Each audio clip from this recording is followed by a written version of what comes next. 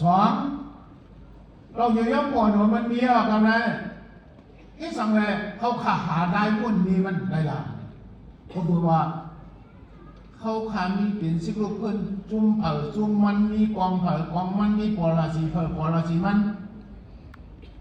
เขาซ้ำมาหันปัญหาปริศนาอันเกิดขึ้นเมื่อวันเขาสมาหันปริศนาคือเก่าคือมาจุ่มเก่าจุ่มมาอะไรมันได้ตั้งขึ้นเท้าเขาขาดทั้งความต่างแบบปีเกปริศนาเขาเนี่ยถูกปีมันเขาขาดสมามีปัญหา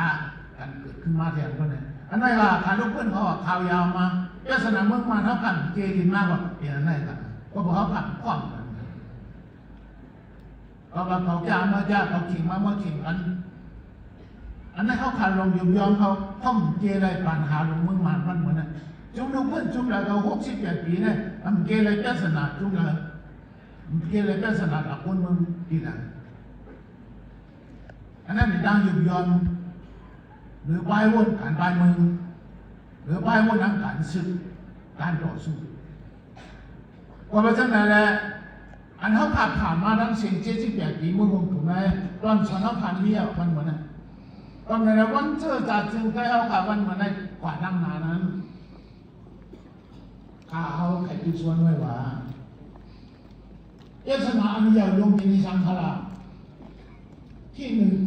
พวกผู้ว่าเขาขาดดูมีปลายวนเดือขาพวกหนู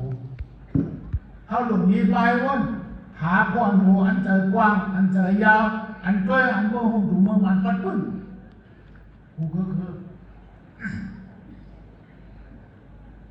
พอเจ้าเครื่องมือถูเมื่อมันเนี่ยมีมาขาดอะไรเกี่ยนไปหาไว้ว่ามีปาก35 เจ้าคือน้ำปาก35 เจ้าคือเนี่ย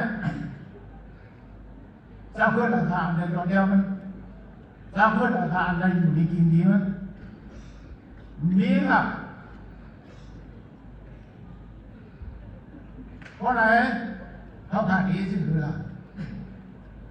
กาโจเจ้าก็ปาก35 เจ้าคือเลยไปได้อยู่ดีกินดีจัดเย็นเพราะไหนถึงวันเมื่อเนี่ยมันจัดเย็นเพราะนั้นแล้วขันเรื่องหาพ่อหนูให้ได้เป็นคนดีอันนี้อันนึงอย่าไปกาหันอันเรียกอันด้วยเลยเพื่อนปันสู้ปันรับหันสู่ตัวเล็กๆนั่นด้วยเลย